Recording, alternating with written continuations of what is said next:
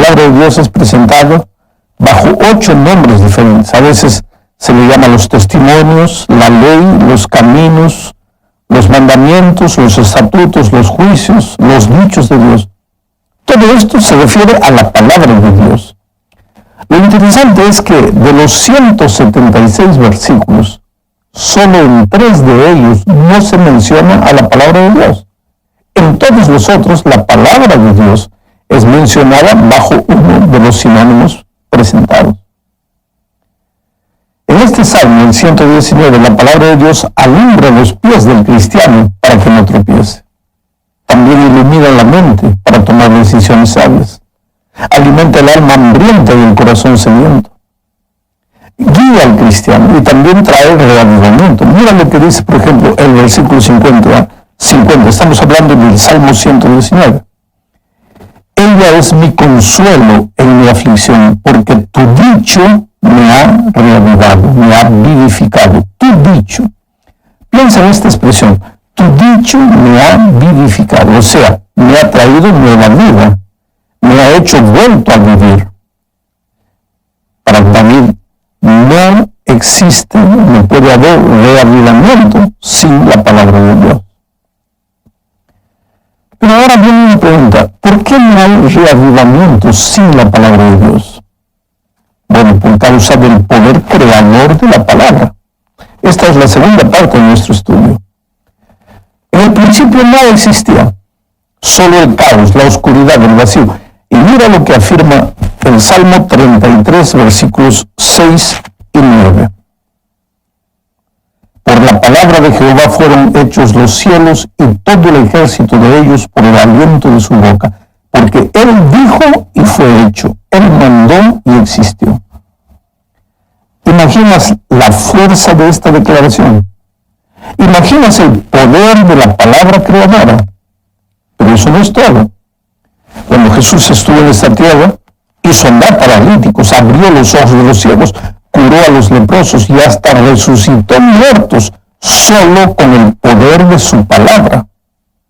Claro, si su palabra pudo crear todo de la nada, ¿no podría también restaurar algo de lo que el pecado ya había destruido? Claro que sí. Hoy Jesús no está más corporalmente con nosotros, pero su palabra sí lo está.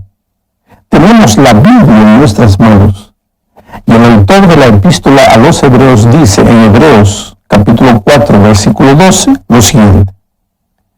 Porque la palabra de Dios es viva y eficaz, y más cortante que toda espada de 2 filos, y penetra hasta partirle el alma y el espíritu, las coyunturas y los tuétanos, y discierne los pensamientos, las intenciones del corazón. ¡Qué promesa extraordinaria! No hay nada que se resista a la palabra de Dios. ¿Sabes que a lo largo de mi ministerio he visto el poder transformador de la palabra? Pecadores de los cuales la sociedad, la familia, la iglesia ya no esperaban más nada. Sus hombres y mujeres fueron cambiados por el poder de la palabra. Ateos se rindieron al poder de la Biblia. Incrédulos, agnósticos, racionalistas cayeron arrodillados ante Dios después de reconocer el poder de su palabra. No hay argumento más poderoso para un predicador que decir, la Biblia dice. Te voy a contar una anécdota. En 1954, un joven evangelista llamado Billy Graham fue a Londres para predicar en el Grand Highway Arena. Había allí una multitud, entre los cuales muchos reporteros, claro. 2 hombres, uno de ellos médico, que habían ido a escuchar al evangelista estadounidense, estaban sentados conversando entre ellos y criticando casi todo lo que Billy Graham decía. Entonces el evangelista empezó a predicar leyendo Jeremías 23, 29. Lo voy a leer. Jeremías 23, 29. Dice así. No es mi palabra como el fuego y como el martillo que despedaza la roca, dice Jehová. Bueno, el martillo empezó a golpear y a destrozar los corazones más duros aquella noche. Y en la hora del llamado, el médico que estaba ridicularizando a Billy Graham le dijo al hombre que estaba a su lado, yo no sé con relación a ti, pero yo me voy a entregar a Jesús.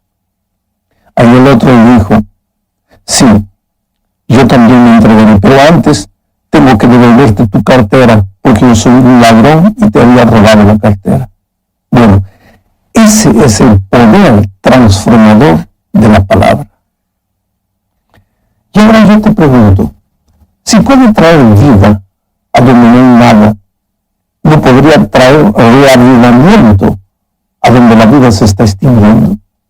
Claro que sí. Y esta es la tercera parte del estudio. En esta tercera parte, veremos cómo trabaja Jesús para llevar a su iglesia a una experiencia genuina del reavivamiento. Porque, mira, como todo en la vida, existe la imitación, existe el fraude. Alguien puede pensar que está experimentando un reavivamiento sin precedentes, cuando simplemente está pasando por un estímulo de sentimientos y de emociones. Por eso lo primero que necesitamos entender es que Jesús y el Espíritu Santo trabajan en la vida del cristiano a través de la palabra. Mira lo que dice San Juan aquí, en Juan 5:39.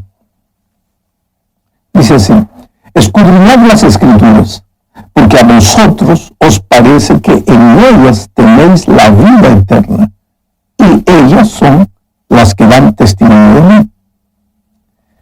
Aquí el maestro habla de vida y también habla de las Escrituras. Ambas están relacionadas. No hay vida sin la palabra, sin la Biblia. La palabra te lleva a la vida. Y por otro lado, ¿qué es lo que hace el Espíritu?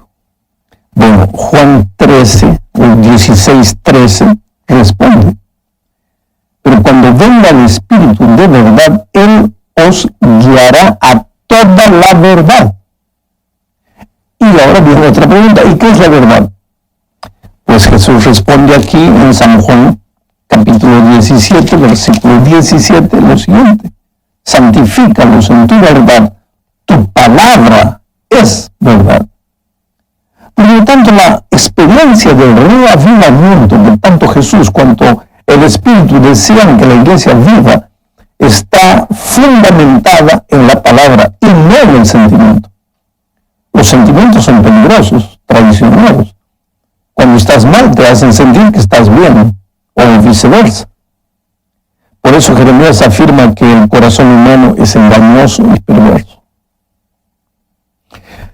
Mira, una ilustración práctica de lo que estoy diciendo es la experiencia de los discípulos. Cuando ellos estaban camino de Emaús, después de la resurrección de Cristo, ellos regresaban tristes, pensaban que Jesús les había fallado. 3 años de sus vidas habían invertido para nada. No tenían ganas de vivir ni de soñar. Y Jesús se les apareció en el camino y necesitaba reavivarlos porque ellos estaban moribundos en la vida espiritual. ¿Y cómo Jesús los reavivó? ¿No podría haber efectuado algo maravilloso, espectacular, de modo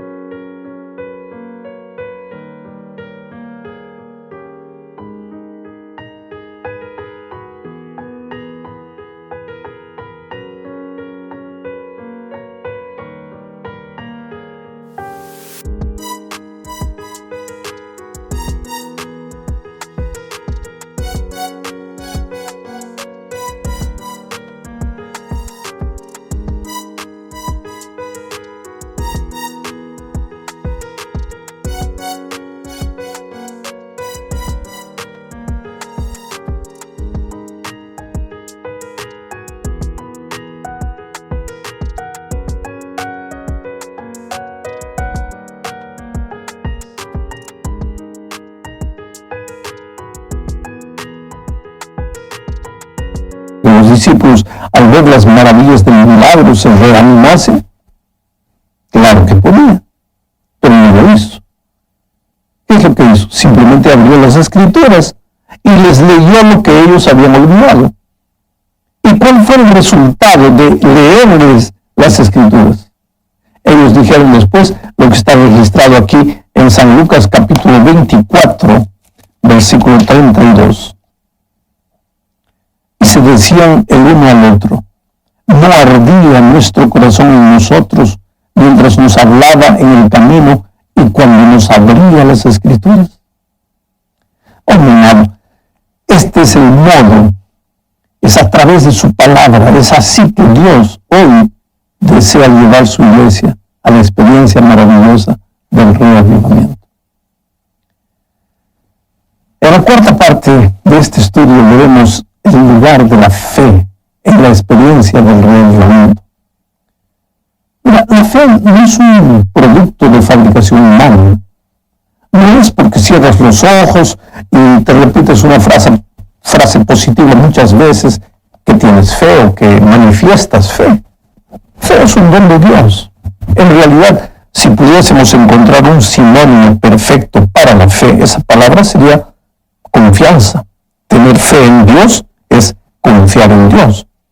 Por lo tanto, la verdadera fe no se fundamenta en los deseos y anhelos humanos, sino en la voluntad divina.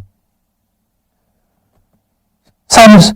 Nuestra fe no se mide por las cosas que queríamos que sucedieran y sucedieran, sino por la capacidad de aceptar el plan de Dios para nuestra vida. Hebreos 4, versículo 2, dice lo siguiente: porque también a nosotros se nos ha anunciado la buena nueva como a ellos, pero no les aprovechó el oír la palabra por no ir acompañada de fe en los que la oyeron. El pensamiento de este texto es que si no confiamos en lo que Dios dice, y fe es confianza, y si no confiamos en lo que Dios dice, el estudio de su palabra tiene poco valor para nosotros. El requisito para que la palabra de Dios haga maravillas en nuestra vida, si pudiésemos decir así, es la confianza que depositamos en Dios. Piensa en el caso del paralítico del estanque de Betesda, por ejemplo. Había estado paralítico por largos 38 años. Desde el punto de vista humano, no había solución para su problema. Pero Jesús apareció y le dijo: levántate, toma tu lecho y anda. El paralítico no esperó a sentir algún tipo de éxtasis. No cerró los ojos y pensó: voy a andar. No. No hizo nada de eso. Simplemente confió en la palabra de Jesús y anduvo. Tuvo confianza, ejerció fe en la palabra. Bueno, ¿qué tiene que ver todo esto con el reavivamiento? Es que la palabra de Dios dice que si oramos y estudiamos su palabra, la iglesia recibirá nueva vida. Solo nos resta creer. Y el milagro sucederá porque es así. No es basado en nuestros sentimientos.